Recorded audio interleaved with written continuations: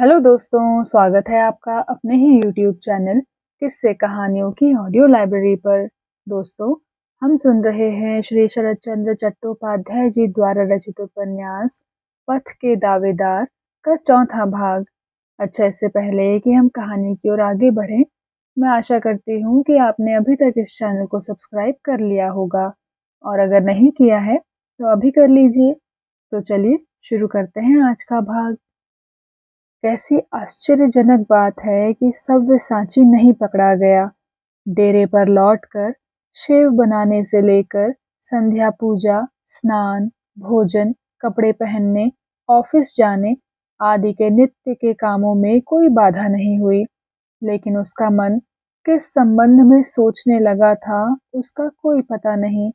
अपूर्व की आंखें, कान और बुद्धि अपने सभी सांसारिक कार्यों से अलग हटकर जैसे किसी अनजान, अनदेखे राजद्रोही की चिंता में ही निमग्न हो गए। अपूर्व को अनमना देखकर तलवलकर ने पूछा, आज घर से कोई चिट्ठी आई है क्या? अपूर्व ने कहा, नहीं तो। तलवलकर ने पूछा, घर में कुशल तो है ना? अपूर्व बोला, जितना जानता हूँ कुशल ही है। रामदास ने फिर कोई प्रश्न नहीं किया। टिफिन के समय दोनों एक साथ ही जलपान करते थे। रामदास की पत्नी ने एक दिन अपूर्व से अत्यंत आग्रह से अनुरोध किया था कि जितने दिनों तक आपकी माँ या घर की कोई और आत्मीय स्त्री इस देश में आकर डेरे की उपयुक्त व्यवस्था नहीं करती, उतने दिनों तक इस छोटी बहन के हाथ की बनाई हुई थोड़ी सी मिठाई आपको रोजाना लेनी ही पड़ेगी।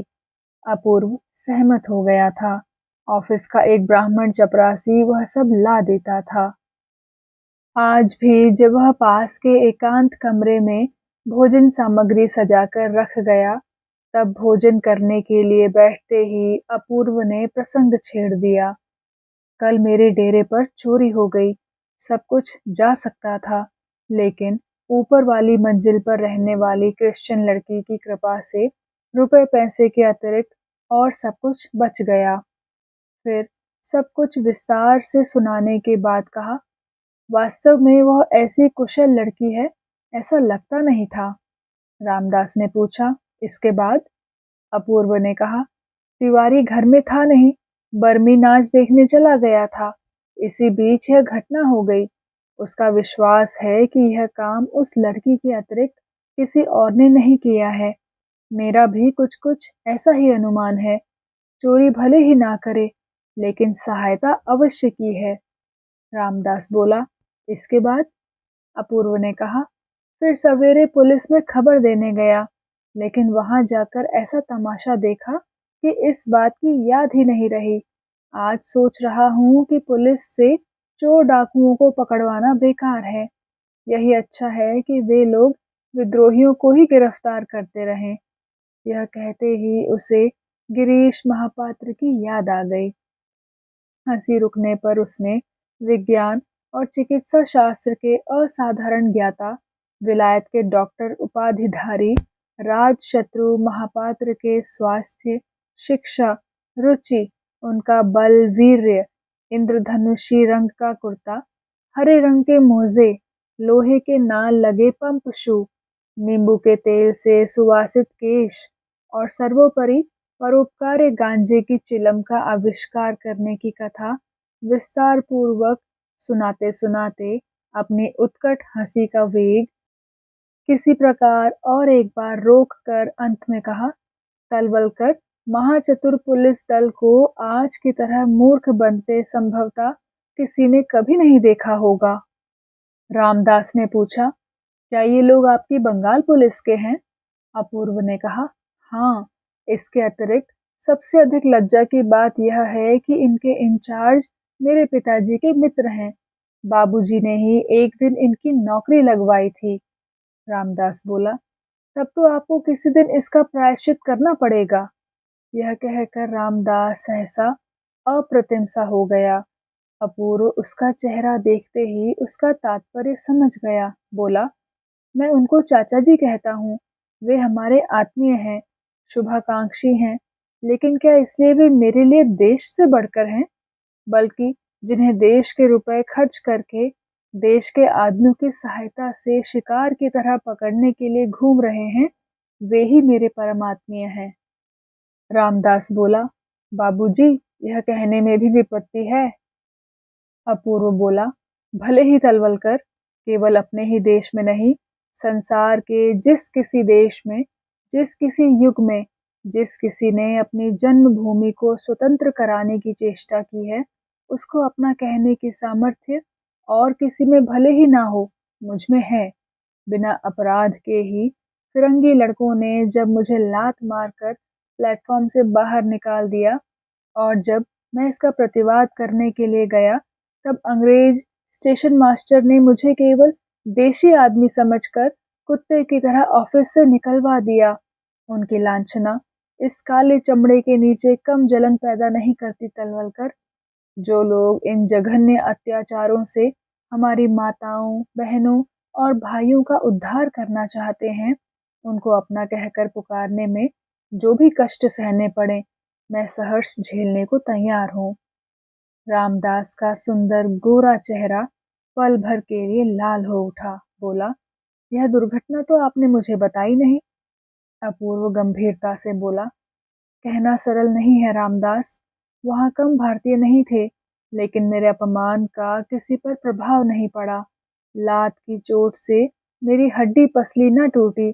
इसी कुशल समाचार से वे प्रसन्न हो गए। क्या बताऊं, याद आते ही दुख, लज्जा तथा घृणा से अपने आप मानो जमीन में गड़ जाता हूँ।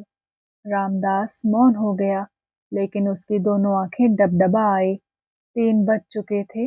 वह उठकर खड़ा हो गया। उस दिन छुट्टी होने से पहले बड़े साहब ने कहा, हमारे मामों के ऑफिसों में अव्यवस्था हो रही है। मांडले, शोएबी, मिथिला और प्रोम सभी ऑफिसों में गड़बड़ी है। मेरी इच्छा है कि तुम एक बार जाकर उन सबको देख आओ। मेरे ना रहने पर सारा काम तुम्ही को करना होगा। एक परिचय रहना चाहिए। इसलिए अगर कल परसों। अपूर्व कुछ विचार करते हुए गंभीर स्वर में बोला, मैं कल ही बाहर जा सकता हूँ। दूसरे दिन अपूर्व मामू जाने के लिए ट्रेन में जा बैठा। उसके साथ में एक अर्दली और ऑफिस का एक हिंदुस्तानी ब्राह्मण भी था। तिवारी डेरे पर ही रहा। लंगड़ा साहब क्योंकि अस्पताल में पड़ा हुआ है, इसलिए अब भय की कोई बात नहीं है। तलवलकर ने तिवारी की पीठ ठोंक कर सांत्वना देते हुए कहा, चिंता करने की कोई आवश्यकता नहीं है। कभी कोई घटना हो तो मुझे उसी समय खबर कर देना। ट्रेन छूटने में लगभग 5 मिनट की देर होगी कि सहसा अपूर्व चौंक कर बोल उठा, वही तो। तलवलकर गर्दन फेरते ही समझ गया कि वही गिरीश महापात्र है। वही ठाट बाट वाला बाहदार कुर्ता, हरे रंग के मोजे, वही पंप शू और घड़ी। अंतर केवल इतना ही है कि इस बार वह बाघ अंकित रूमाल छाती की जेब के बजाय गले में लिपटा हुआ है। महापात्र इसी ओर आ रहा था। निकट आते ही अपूर्व ने पुकार कर कहा, क्यों गिरीश, मुझे पहचान सकते हो? कहाँ जा रहे हो? महापात्र ने कहा, जी हाँ, अच्छी तरह पहचान रहा हूँ। कहाँ के लिए प्रस्थान हो रहा है? अपूर्व ने कहा, इस समय तो मामू जा रहा हूँ। तुम कहाँ चल रहे हो? गिरीश ने कहा, जी, एनाज से 2 मित्रों के आने की बात की थी, लेकिन बाबूजी, मुझे लोग झूठ मूठ तंग करते हैं। हाँ, यह अवश्य है कि लोग अफीम और गांजा छिपा कर ले आते हैं। बाबू, मैं तो बहुत ही धर्म भीरू आदमी हूँ, लेकिन कहावत है ना, ललाट की लिखावट मिटी नहीं जा सकती। अपूर्व ने हंसते हुए कहा, मुझे भी ऐसा विश्वास है, लेकिन तुम गलत समझ रहे हो भाई। मैं पुलिस का आदमी नहीं हूँ। अफीम गांजे से मेरा कोई मतलब नहीं है। उस दिन तो मैं केवल तमाशा देखने गया था। तलवलकर गिरीश के चेहरे पर नजरें जमाते हुए बोला, बाबू, मैंने अवश्य ही कहीं देखा है। गिरीश ने कहा, इसमें कोई आश्चर्य नहीं है बाबू। नौकरी के लिए कितनी ही जगह मैं घूमता रहता हूँ। अच्छा, अब जा रहा हूँ बाबू, राम राम। इतना कहकर वह आगे बढ़ गया। अपूर्व ने कहा, इसी सव्यसाची के पीछे-पीछे चाचा जी अपने दल बल के साथ इस देश से उस देश में घूम रहे हैं तलवलकर। यह कहकर वो हंस पड़ा, लेकिन तलवलकर ने इस हंसी में साथ नहीं दिया। दूसरे पल सीटी बजाकर ट्रेन स्टार्ट हो गई। उसने हाथ बढ़ाकर मित्र से हाथ मिलाया, लेकिन मुंह से एक शब्द भी नहीं निकला। अपूर्व फर्स्ट क्लास का यात्री था। उस कंपार्टमेंट में उसके अलावा और कोई यात्री नहीं था। संध्या हो चली तो उसने संध्या पूजा के बाद भोजन किया।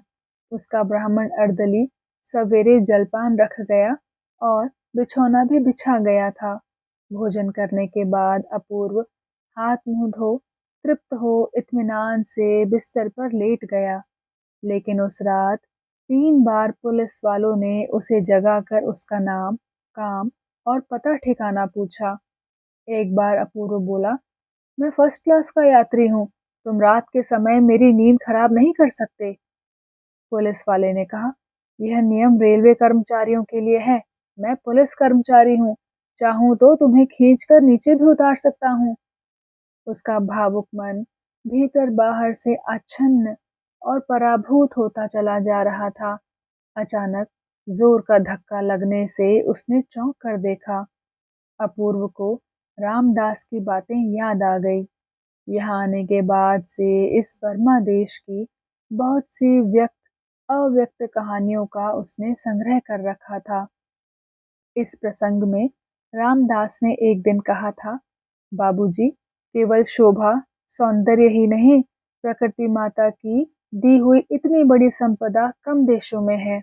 इनके वन और अरण्यों की सीमा नहीं। इसकी धरती में कभी न समाप्त होने वाली तेलों की खानें हैं। इसकी हीरों की महामूल्यवान खानों का मूल्य आंका नहीं जा सकता। और विशाल वृक्षों की यह जो गगनचुंबी पाते हैं, इनकी तुलना संसार में कहाँ है।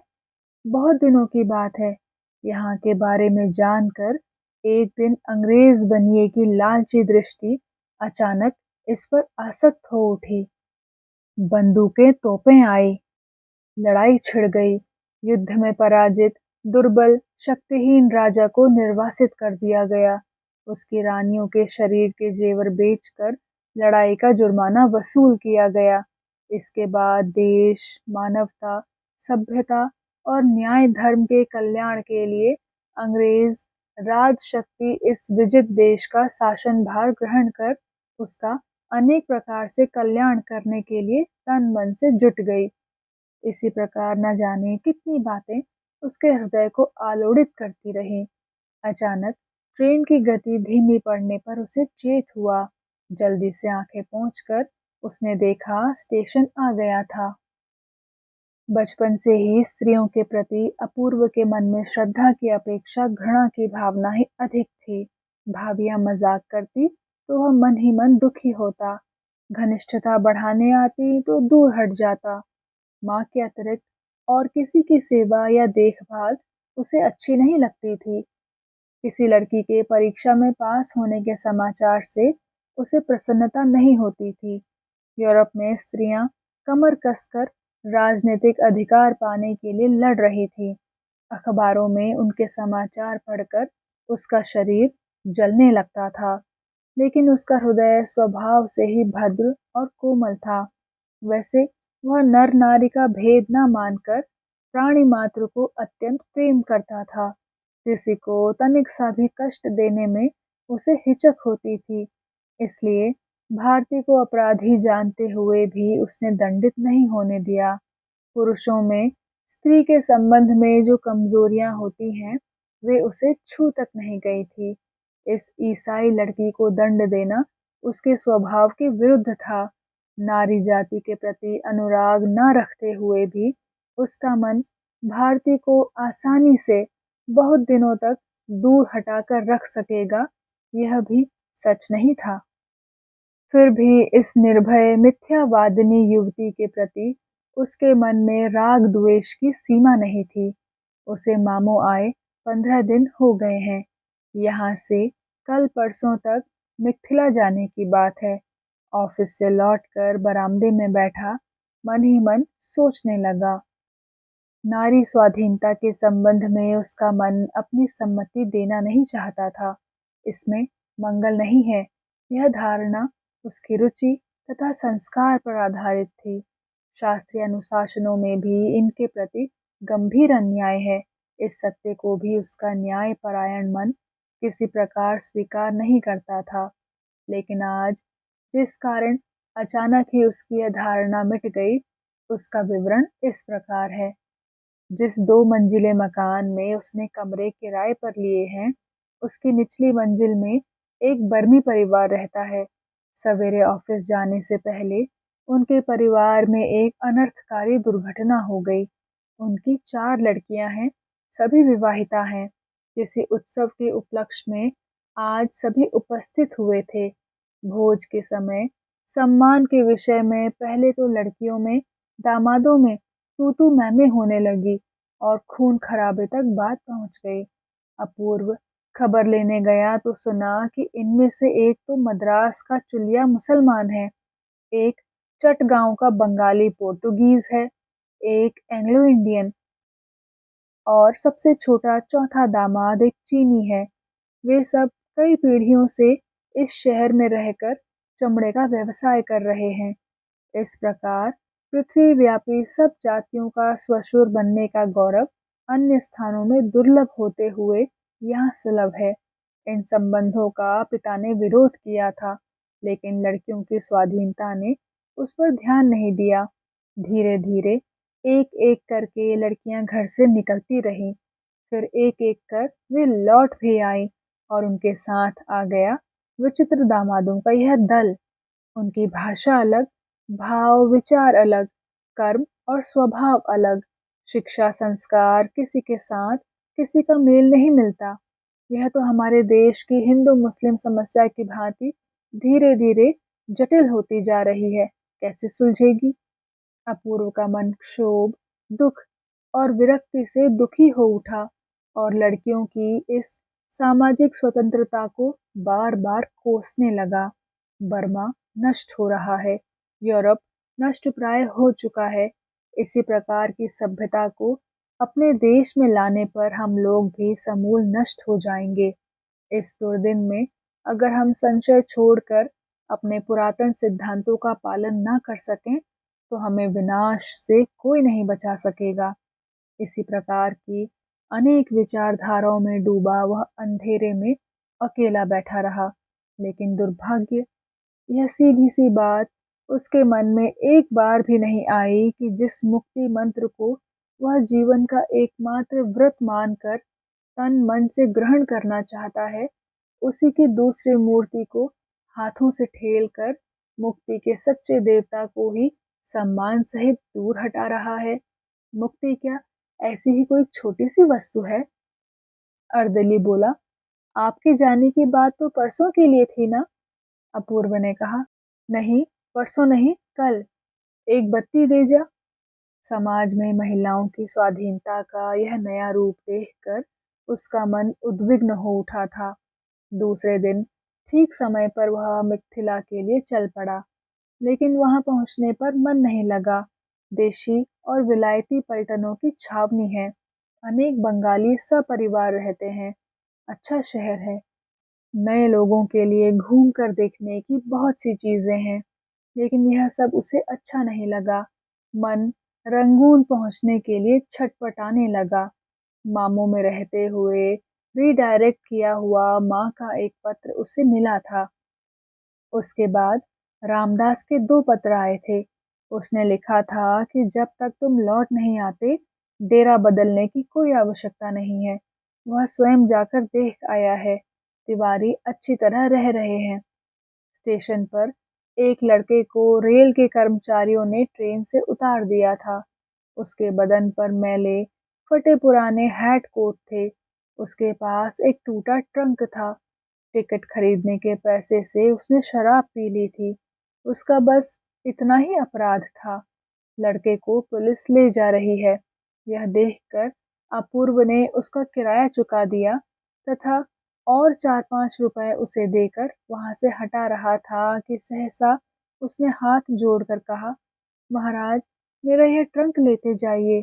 इसे बेचकर जो दाम मिले उसमें से अपना रुपया काट लीजिएगा और बाकी रुपया मुझे लौटा दीजिएगा। उसके कंठ स्वर से यह स्पष्ट हो गया कि उसने यह बात पूरे होश हवास में कही है। अपूर्व ने पूछा, कहाँ लौटाऊं? लड़के ने कहा, अपना पता दे दीजिए, मैं आपको चिट्ठी लिख दूंगा। अपूर्व बोला, अपना ट्रंक अपने पास रखो, मैं इसे नहीं बेच सकूंगा। मेरा नाम अपूर्व हालदार है, रंगून की वोथा कंपनी में नौकर हूँ। कभी भेज सको तो रुपया भेज देना। उसने कहा, अच्छा, नमस्कार, मैं अवश्य भेज दूंगा। यह दया मैं जीवन भर नहीं भूलूंगा। यह कहकर एक बार फिर नमस्कार करके ट्रंक बगल में दबाकर वह चला गया। इस बार अपूर्व ने ध्यान से उसके चेहरे को देखा। आयु अधिक नहीं है, लेकिन कितनी है ठीक ठीक बताना कठिन है। संभव है नशे के कारण 10 वर्ष का अंतर पड़ गया हो। शरीर का रंग गोरा है, लेकिन धूप में जलकर तांबे के रंग जैसा हो गया है। सिर के रूखे सूखे बाल माथे के नीचे तक झूल रहे हैं। आंखों की दृष्टि उछलती सी है। नाक खंजर की तरह सीधी है। शरीर दुबला है। हाथ की उंगलियां लंबी और पतली हैं तथा समूचे बदन पर उपवास और अत्याचार के चिन्ह अंकित हैं। टिकट खरीदकर अपूर्व ट्रेन में जा बैठा और दूसरे दिन 11 बजे रंगून पहुंच गया। जब तांगा डेरे पर पहुंचा तो देखा तिवारी को जैसे कोई उत्कंठा ही नहीं। बरामदे का दरवाजा तक नहीं खुला। गाड़ी की आवाज सुनकर भी नीचे नहीं आया। उसने दरवाजे पर पहुंचकर पुकारा, तिवारी, ए तिवारी। थोड़ी देर बाद धीरे से, बड़ी सतर्कता से दरवाजा खुला। क्रोध से पागल अपूर्व कमरे में घुसते ही अवाक और हतबुद्धि हो गया। सामने भारती खड़ी थी। यह कैसी मूर्ति है उसकी? पैर में जूते नहीं, काले रंग की साड़ी पहने हैं, बाल सूखे सूखे बिखरे हुए हैं। शांत चेहरे पर विषाद की आभा है। उस पर कभी क्रोध भी कर सकेगा, यह विचार अपूर्व मन में ला ही नहीं सका। भारती बोली, आ गए, अब तिवारी बच जाएगा। अपूर्व ने कहा, उसे क्या हुआ? भारती ने कहा, इधर बहुत से लोगों को चेचक की बीमारी हुई है, उसे भी हो गई। आप ऊपर चलिए, स्नान करके थोड़ी देर आराम करने के बाद नीचे आइएगा। तिवारी अभी सो रहा है, जागने पर बता दूंगी। अपूर्व आश्चर्य से बोला, ऊपर के कमरे में? भारती बोली, हाँ, अभी कमरा हमारे अधिकार में है। मैं चली गई, खूब साफ है, आपको कोई कष्ट नहीं होगा, चलिए। भारती कमरे के फर्श को संवारने के बाद अपने हाथों से बिस्तर बिछाकर बोली, अब आप स्नान कर लीजिए। अपूर्व ने कहा, पहले सारी बातें मुझे बताइए। भारती बोली, स्नान करके संध्या पूजा कर लें तब। अपूर्व ने जिद नहीं की। कुछ देर बाद जब वह स्नान आदि समाप्त करके आया तो भारती ने हंसकर कहा, अपना यह गिलास लीजिए, खिड़की पर कागज में लिपटी चीनी रखी है, उसे लेकर मेरे साथ नल के पास आइए। किस तरह शरबत बनाया जाता है मैं सिखा देती हूँ। अधिक कहने की आवश्यकता नहीं थी। प्यास से छाती फटी जा रही थी। शरबत बनाकर उसने पी लिया। भारती बोली, अभी आपको एक कष्ट और दूंगी। अपूर्व बोला, कैसा कष्ट? भारती बोली, नीचे से मैंने कोयला लाकर रख दिया है। उड़िया लड़के को बुलाकर आपके चूल्हे को मंजवा दिया है। चावल हैं, दाल है, परवल, घी, तेल, नमक सब है। पीतल की बटलोई ला देती हूँ। थोड़ा सा पानी लेकर धो लें और चढ़ा दें। कठिन काम नहीं है, मैं सब बता दूंगी। आप केवल चढ़ाएंगे और उतारेंगे। आज यह कष्ट उठा लीजिए, कल दूसरी व्यवस्था हो जाएगी। अपूर्व ने पल भर मौन रहकर पूछा, लेकिन आपके भोजन की व्यवस्था क्या होती है? कब अपने डेरे पर जाती हैं? भारती ने कहा, डेरे पर भले ही ना जाऊं, लेकिन हम लोगों को भोजन के लिए चिंता नहीं करनी पड़ेगी। अपूर्व ने घंटे भर में रसोई तैयार की। भारती कमरे की चौखट से बाहर खड़ी होकर बोली, यहाँ खड़े रहने से तो कोई दोष नहीं होता आपके खाने में? अपूर्व बोला, होता तो आप खड़ी ना रहती। जीवन में पहली बार अपूर्व ने रसोई बनाई है। हजारों कमियां देखकर बीच-बीच में भारती का धीरज टूटने लगा, लेकिन जब कटोरे में डालते समय दाल इधर-उधर बिखर गई, तब वह सहन न कर पाई। क्रोध से बोली, आप जैसे निकम्मे आदमियों को भगवान ना जाने क्यों जन्म देते हैं, केवल हम लोगों को परेशान करने के लिए। खाने के बाद अपूर्व ने कहा, अच्छा, क्या मामला है? अब मुझे साफ-साफ बताइए। इधर और भी 10 आदमियों को चेचक की बीमारी हुई है, तिवारी को हुई है, यहाँ तक तो समझ गया। पर जब इस मकान को छोड़कर आप सभी लोग चले गए, तो इस बंधुहीन देश में और इससे भी अधिक बंधुहीन नगर में आप उसके लिए प्राण देने के लिए कैसे ठहर गई? क्या जोसेफ ने कोई आपत्ति नहीं की? भारती बोली, बाबूजी तो अस्पताल में ही मर गए थे। मर गए? अपूर्व सन्नाटे में बैठा रह गया। बोला, आपके काले कपड़े देखकर इसी प्रकार की किसी भयंकर दुर्घटना का मुझे अनुमान कर लेना चाहिए था। भारती बोली, इससे भी बड़ी दुर्घटना यह हुई कि माँ अचानक स्वर्ग सिधार गई। माँ भी मर गई? अपूर्व स्तब्ध रह गया। अपनी माँ की बात याद करके उसकी छाती में न जाने कैसी कपकपी होने लगी। भारती ने किसी तरह आंसू रोके। मुंह फेरने पर उसने देखा कि अपूर्व सजल आंखों से उसकी ओर देख रहा है। 2-3 मिनट बीतने पर उसने धीरे से कहा, तिवारी बहुत ही अच्छा आदमी है। मेरी माँ बहुत दिनों से बीमार थी। हम सभी जानते थे कि किसी भी क्षण उनकी मृत्यु हो सकती है। तिवारी ने हम लोगों की बहुत सेवा की। मेरे यहाँ से जाते समय बहुत रोया, लेकिन मैं इतना भाड़ा कैसे दे सकती थी? अपूर्व चुपचाप सुनता रहा। भारती ने कहा, आपकी वह चोरी पकड़ी गई है। रुपया और बटन पुलिस में जमा है, आपको पता है? अपूर्व ने कहा, कहाँ? नहीं तो। भारती बोली, तिवारी को उस दिन जो लोग तमाशा दिखाने ले गए थे, उन्हीं के दल का काम था। और भी ना जाने कितने घरों में चोरी करने के बाद शायद चोरी का माल बांटने में झगड़ा हो जाने के कारण उनमें से एक ने सारी बातें खोलकर बता दी। पुलिस के गवाहों में एक मैं भी हूँ। यह पता लगाकर वे लोग एक दिन मेरे पास आए थे, तभी मैंने यहाँ आकर यह कांड देखा। मुकदमे की तारीख कब है, यह तो मैं ठीक से नहीं जानती, लेकिन सब कुछ वापस मिल जाएगा, यह सुन चुकी हूँ। यह अंतिम बात अगर वह ना भी कहती तो अच्छा होता। लज्जा के मारे अपूर्व का मुंह केवल लाल ही नहीं हो उठा, इस मामले में अपने उन प्रकट और अप्रकट इशारों की याद करके उसके शरीर में कांटे से चुभ उठे। भारती फिर कहने लगी, दरवाजा बंद था। हजारों बार पुकारने और चिल्लाने पर भी किसी ने उत्तर नहीं दिया। ऊपर की मंजिल की चाबी मेरे पास थी। दरवाजा खोलकर अंदर गई। मेरे फर्श में एक छेद हो गया है। यह कहकर उसने लज्जा से हंसी को छिपाकर कहा, उस छेद से आपके कमरे का सब कुछ दिखाई देता है। देखा, सभी दरवाजे बंद हैं।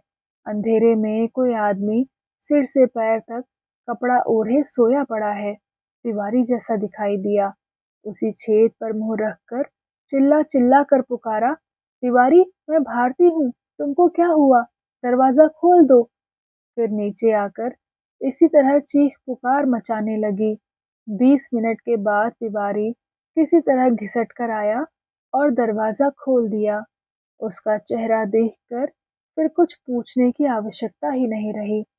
इससे 3-4 दिन पहले सामने वाले मकान के कमरे से पुलिस वाले चेचक से बीमार 2 तेलुगु कुलियों को पकड़कर अस्पताल ले गए थे। उनका रोना-पीटना, गिड़गिड़ाना तिवारी ने अपनी आँखों से देखा था। मेरे दोनों पाँव पकड़कर भौं-भौं करके रोते हुए बोला, माई जी, मुझे प्लेग अस्पताल में मत भेजना। भेजने से फिर मेरे प्राण नहीं बचेंगे। यह बात बिल्कुल झूठी भी नहीं है।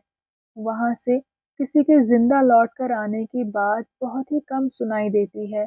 इसी डर से वह रात दिन दरवाजे खिड़कियां बंद करके पड़ा रहता है।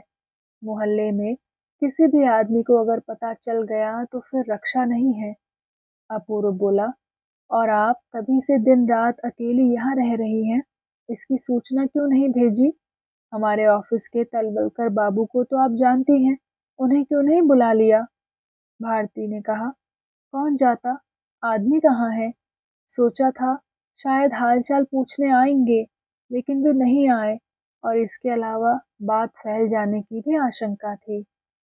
अपूर्व ने कहा, यह बात तो जरूर है। यह कहकर अपूर्व एक लंबी सांस लेकर चुप रह गया। बहुत देर बाद बोला, आपका चेहरा कैसा हो गया? भारती हंसकर बोली, यानी पहले इससे सुंदर था? अपूर्व इस बात का कोई उत्तर नहीं दे सका।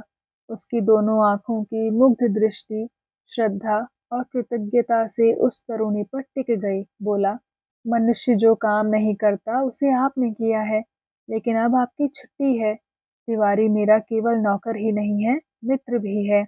उसकी गोद और पीठ पर चढ़ चढ़कर ही मैं बड़ा हुआ हूँ। अब भोजन के लिए घर जाइए। क्या घर यहाँ से बहुत दूर है? भारती बोली, हम लोग तेल के कारखाने के पास नदी के किनारे रहते हैं। मैं कल फिर आऊंगी। दोनों उतरकर नीचे आ गए। ताला खोलकर दोनों कमरे में घुसे। तिवारी जाग जाने पर भी बेसुध सा पड़ा था।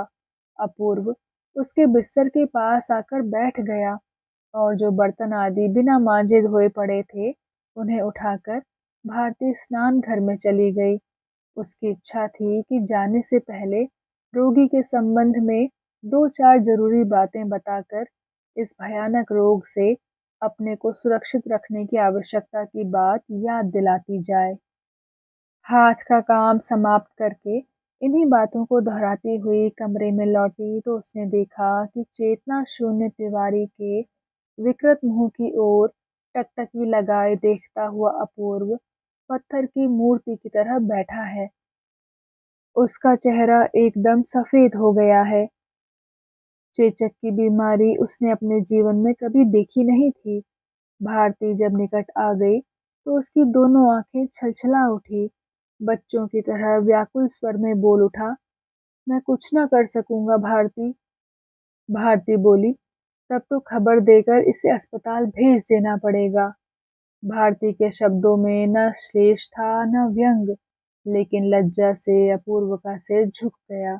भारती बोली, दिन रहते ही कुछ कर देना ठीक रहेगा।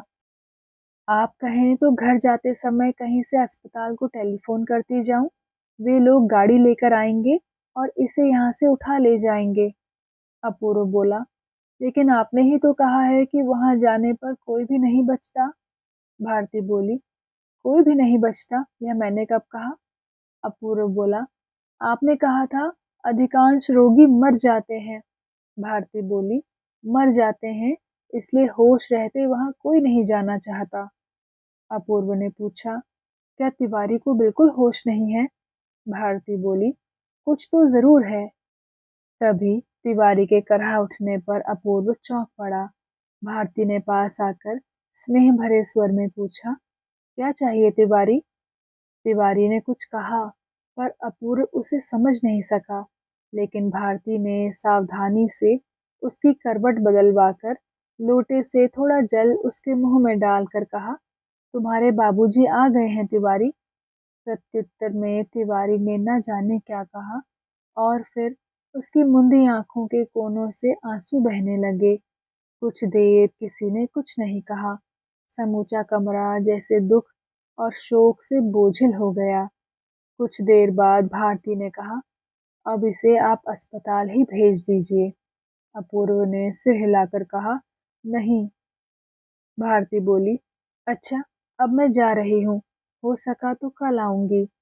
जाने से पहले भारती बोली, सब कुछ है, केवल मोमबत्ती खत्म हो गई है। मैं नीचे से एक बंडल खरीद कर दे जाती हूँ। यह कहकर वह बाहर चली गई। कुछ देर बाद जब वह मोमबत्ती लेकर आई तो अपूर्व अपने को संभाल चुका था। मोमबत्ती का बंडल देकर भारती ने कुछ कहना चाहा, लेकिन अपूर्व के मुंह फेर लेने पर उसने भी कुछ नहीं कहा। पर भारती ने जाने के लिए ज्यों ही दरवाज़ा खोला, अपूर्व एकदम बोल उठा, "अगर तिवारी पानी चाहे?" भारती ने कहा, "पानी दे दीजिएगा।" अपूर्व ने पूछा, "और अगर करवट बदलकर सोना चाहे?" भारती बोली, "करवट बदलकर सुला दीजिएगा।" अपूर्व बोला, "और मैं कहाँ सोऊंगा?" उसके कंठ स्वर का क्रोध छिपा नहीं रहा। तेजी से बोला, "बिछौना तो ऊपर के कमरे में पड़ा है।" पल भर मौन रहकर वह बोली, "वह बिछौना जो आपकी चारपाई पर है, आप उस पर सो सकते हैं।" अपूर्व ने पूछा, "और मेरे भोजन का क्या होगा?" भारती चुप रही, लेकिन इस असंगत प्रश्न से छिपी हंसी के आवेग से उसकी आंखों की दोनों पलकें जैसे कांपने लगी। कुछ देर बाद बहुत ही गंभीर स्वर में बोली, "आपके सोने और खाने-पीने का भार क्या मेरे ऊपर है?" अपूर्व ने कहा, "मैं क्या कह रहा हूँ?" भारती बोली, "इस समय तो आपने यही कहा है, और वह भी गुस्से से।" अपूर्व इसका उत्तर न दे सका। उसके उदास चेहरे को देखते हुए भारती ने कहा, "आपको इस तरह कहना चाहिए था, कृपा करके आप इन सब की व्यवस्था कर दीजिए।" अपूर्व बोला, "यह कहने में कोई कठिनाई तो है नहीं।" भारती बोली, "अच्छी बात है, यही कहिए ना।" अपूर्व बोला, "यही तो कह रहा हूँ।" कहकर अपूर्व मुंह फुलाकर दूसरी ओर देखने लगा। भारती बोली, "आपने क्या कभी किसी रोगी की सेवा नहीं की?" अपूर्व बोला, "नहीं।" भारती ने कहा, "विदेश में भी कभी नहीं आए?" अपूर्व बोला, "नहीं, माँ मुझे कभी कहीं जाने नहीं देती थी।" भारती बोली, "तब उन्होंने इस बार कैसे भेज दिया?" अपूर्व चुप रहा। माँ उसे क्यों विदेश जाने पर सहमत हुई थी, यह बात किसी को बताने की इच्छा नहीं थी। भारती बोली, "इतनी बड़ी नौकरी आपको ना भेजने से कैसे काम चलता? लेकिन वे साथ क्यों नहीं आई?" अपूर्व क्षुब्ध होकर बोला, "मेरी माँ को आपने देखा नहीं है, नहीं तो ऐसा ना कहती। मुझे छोड़ने में उनकी आत्मा को अत्यंत दुख हुआ है। दूसरा कारण, वे तो विधवा हैं, इस मलेच्छ देश में कैसे आ सकती हैं?" भारती बोली, "मलेच्छों पर आप लोगों के मन में इतनी घृणा है, लेकिन रोग केवल गरीबों के लिए नहीं बना है, आपको भी तो हो सकता था, तो क्या ऐसी दशा में माँ ना आती?" अपूर्व का मुंह फीका पड़ गया, बोला, "अगर इस तरह डराओगी तो मैं रात में अकेला कैसे रहूंगा?" भारती बोली, "ना डराने पर भी आप अकेले नहीं रह सकेंगे, आप डरपोक आदमी हैं।" अपूर्व चुपचाप बैठा सुनता रहा। भारती बोली, "अच्छा बताइए, मेरे हाथ का पानी पीकर तिवारी की जाति नष्ट हो गई, रोग अच्छा हो जाने पर यह क्या करेगा?" अपूर्व कुछ सोच कर बोला, "उसने सचेत अवस्था में ऐसा नहीं किया, मरणासन्न बीमारी की दशा में किया है, ना पीता तो शायद मर जाता। ऐसी परिस्थिति में भी प्रायश्चित तो करना ही पड़ता है।" भारती बोली, इसका खर्च शायद आपको ही देना पड़ेगा, नहीं तो आप उसके हाथ का भोजन कैसे करेंगे?" अपूर्व बोला, "मैं ही दूंगा, भगवान करे वो अच्छा हो जाए।" भारती बोली, "और मैं ही सेवा करके उसे अच्छा कर दूं?" अपूर्व कृतज्ञता से गदगद होकर बोला, "आपकी बड़ी दया होगी, तिवारी बच जाए, आपने ही तो उसे जीवन दान दिया है।" भारती हंस पड़ी, बोली, "यदि मलेच्छ जीवन दान दे तो उसमें कोई दोष नहीं, लेकिन मुंह में जल देते ही प्रायश्चित होना चाहिए।" फिर जरा हंसकर बोली, "अच्छा, मैं जा रही हूँ, अगर कल समय मिला तो एक बार देखने आऊंगी।" यह कहकर जाते जाते अचानक घूम कर बोली, "और ना आ सकूं तो तिवारी के अच्छा हो जाने पर उससे कह दीजिएगा कि अगर आप ना आ जाते तो मैं ना जाती, लेकिन मलेच्छ का भी तो एक समाज है, आपके साथ एक ही कमरे में रात बिताने में वे लोग भी अच्छा नहीं मानते। कल सवेरे आपका चपरासी आएगा तो तलवलकर बाबू को खबर दे दीजिएगा, सब व्यवस्था करेंगे। अच्छा, नमस्कार।" अपूर्व ने कहा, "करवट बदलवाने की जरूरत पड़ी तो कैसे बदलूंगा?" भारती ने कहा, "सावधान होकर बदलिएगा, मैं स्त्री होकर अगर कर सकती हूँ तो आप क्यों नहीं कर सकते?" अपूर्व चुप ही रहा। भारती ने जाने के लिए ज्यों ही दरवाज़ा खोला, अपूर्व ने भय से आकुल होकर कहा, और अगर यह बैठ जाए, अगर रोने लगे? इन प्रश्नों का उत्तर ना देकर भारती दरवाज़ा बंद करके चली गई। जब तक उसके कदमों की आवाज़ सुनाई देती रही, अपूर्व शांत बैठा रहा, लेकिन खामोशी होते ही स्वयं को न संभाल सका। भय से दौड़ता हुआ बाहर आया, देखा भारती तेजी से चली जा रही है। मिस भारती ना कहकर उसने ऊंची आवाज में पुकारा, भारती! भारती के मुड़कर देखते ही अपूर्व दोनों हाथ जोड़कर बोला, जरा इधर आइए। भारती लौट पड़ी। अंदर जाकर देखा, वहां अपूर्व नहीं है। तिवारी अकेला पड़ा है।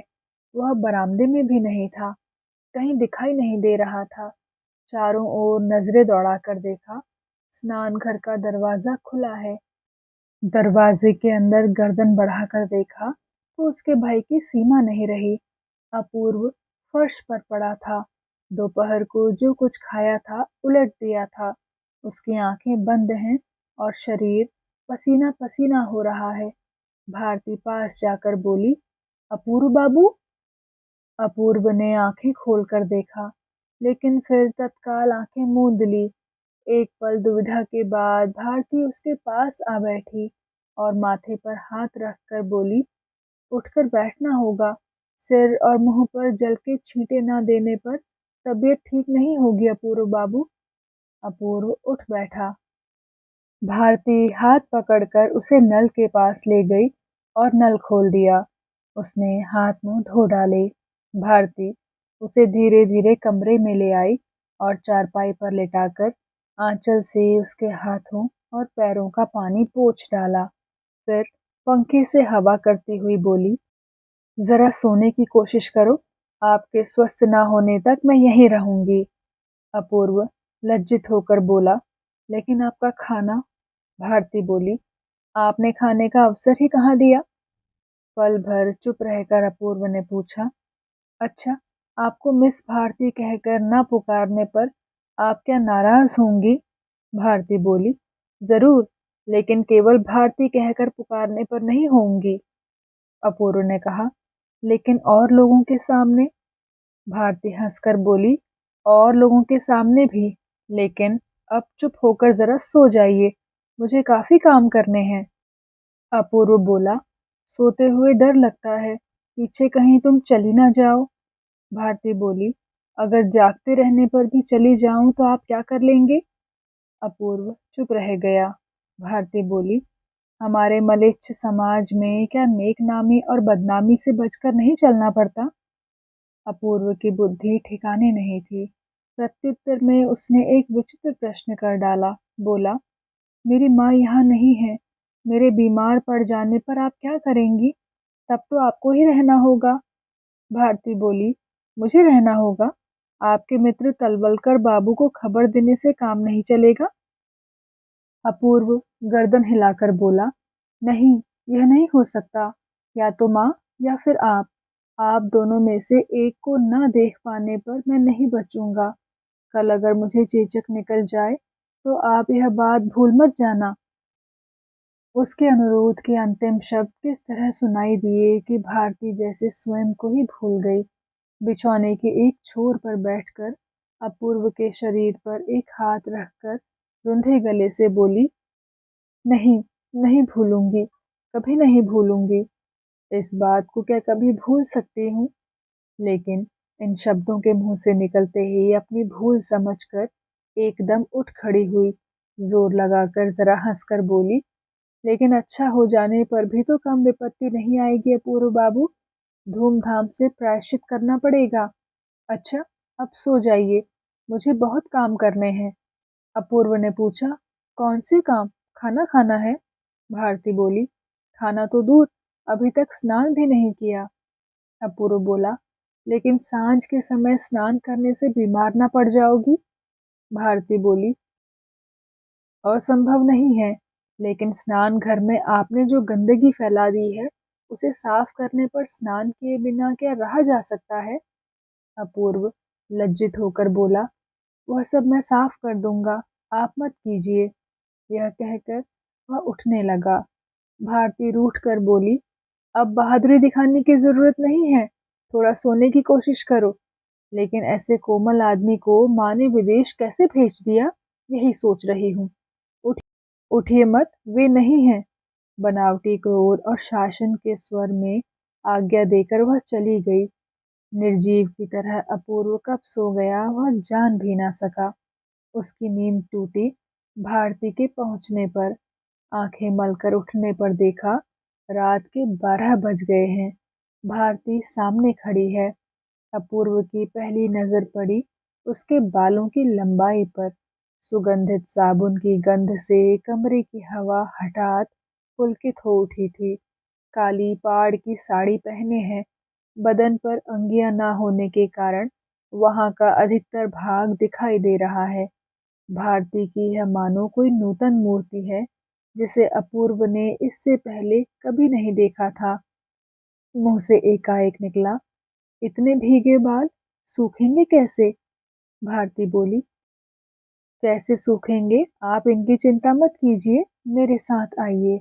अपूर्व ने पूछा, तिवारी कैसा है? भारती बोली, ठीक है, कम से कम आज की रात तो आपको सोचना ना पड़ेगा। अपूर्व ने उसके साथ साथ दूसरे कमरे में आकर देखा। एक छोटी सी टोकरी में कुछ फल फूल, एक थाली, एक गिलास रखा है। भारती ने दिखाकर कहा, इससे अधिक और कुछ नहीं किया जा सकता था। पानी से सब धो डालिए, थाली गिलास सब। गिलास में जल लेकर उस कमरे में जाइए, मैंने आसन लगा दिया है। अपूर्व ने पूछा, आप यह सब कब ले आई? भारती बोली, आप सो रहे थे, पास ही फलों की एक दुकान है, दूर नहीं जाना पड़ा। टोकरी तो आप लोगों की ही है। फिर जाते जाते सावधान करती गई, चाकू धोते समय कहीं हाथ मत काट लेना। कुछ देर बाद अपूर्व आसन पर बैठा फल काट रहा था और पास ही बैठी भारती हंस रही थी। अपूर्व ने कहा, आप हंसिए, कोई हर्ज नहीं, लेकिन आपने मेरे भोजन के लिए जो व्यवस्था की है उसके लिए सहस्त्रों धन्यवाद। माँ के अतिरिक्त और कोई ऐसा नहीं करता। उसकी बात को अनसुनी करके भारती ने कहा, हंसती हूँ क्या अपनी इच्छा से? अपूर्व बाबू, तिवारी के स्वस्थ हो जाने पर मैं अवश्य ही माँ को चिट्ठी लिखूंगी कि या तो वह आ जाएं या फिर अपने लड़के को वापस बुला लें। ऐसे मनुष्य को बाहर नहीं छोड़ना चाहिए। अपूर्व बोला, माँ अपने लड़के को अच्छी तरह जानती है, लेकिन देखिए, अगर यहाँ मेरे बजाय मेरे भाइयों में से कोई होता तो आपकी इतनी बातें न चलती, वे लोग आपसे ही सारे काम करा लेते। भारती समझी नहीं। अपूर्व बोला, भाई लोग सब कुछ खाते पीते हैं, मुर्गी और डिनर बिना उनका पेट नहीं भरता। भारती आश्चर्य से बोली, यह क्या कह रहे हैं आप? अपूर्व बोला, सच कह रहा हूँ, पिताजी भी तो आधे ईसाई थे, माँ को उस हालत में क्या कम कष्ट भोगने पड़े थे? भारती उत्सुकता से बोली, क्या यह सच है? लगता है माँ जी भयानक हिंदू हैं। अपूर्व बोला, भयानक क्यों? हिंदू घर की लड़की को जैसा होना चाहिए वैसी ही है। माँ की बात कहते कहते उसका स्वर करुण और स्निग्ध हो उठा। बोला, घर में 2 बहुएं हैं, फिर भी माँ को अपनी रसोई आप ही बनानी पड़ती है। माँ का स्वभाव ही ऐसा है, कभी किसी पर दबाव नहीं डालती, किसी से कोई शिकायत नहीं करती। कहती हैं, मैं भी तो अपने आचार विचार त्याग कर अपने पति के मत को स्वीकार नहीं कर सकी। अगर ये लोग मेरे मत से सहमत ना हो सके तो शिकायत करना ठीक नहीं। मेरी बुद्धि और मेरे संस्कार मानकर बहुओं को चलना पड़ेगा, इसका कोई अर्थ भी है? भारती ने भक्ति और श्रद्धा से अवनत होकर कहा, माँ पुराने जमाने की महिला हैं, लेकिन उनमें धीरज बहुत है। अपूर्व ने उत्साहित होकर कहा, धीरज?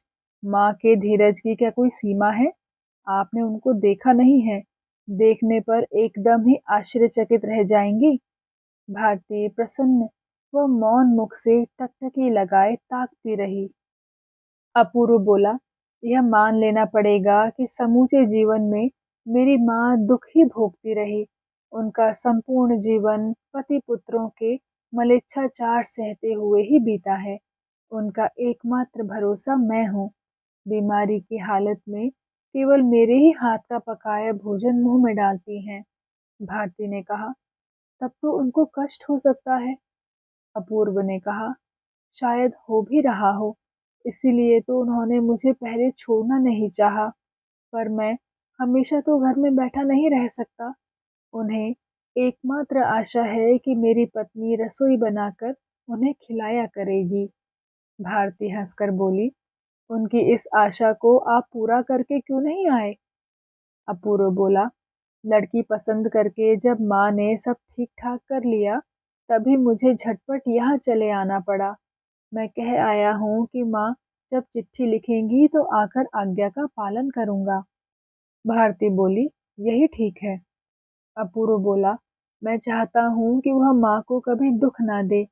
मुझे क्या जरूरत है गान वाद्य जानने वाली कॉलेज में पढ़ी हुई विदुषी लड़की की? भारती बोली, हाँ, जरूरत ही क्या है। अपूर्व स्वयं भी किसी दिन इसका विरोधी था।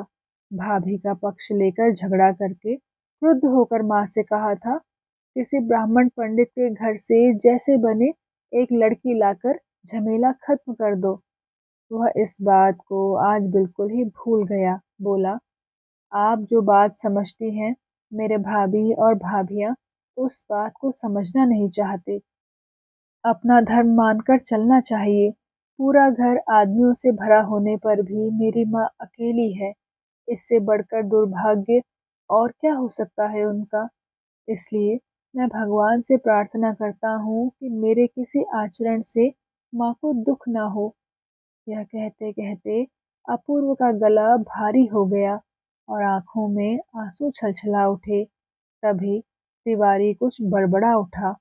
भारती उठकर चली गई। तो दोस्तों, कैसा लगा आपको आज का भाग? कृपया कमेंट सेक्शन में आकर ज़रूर बताइएगा। मैं मिलूंगी आपसे इसी कहानी के अगले भाग के साथ। तब तक के लिए धन्यवाद।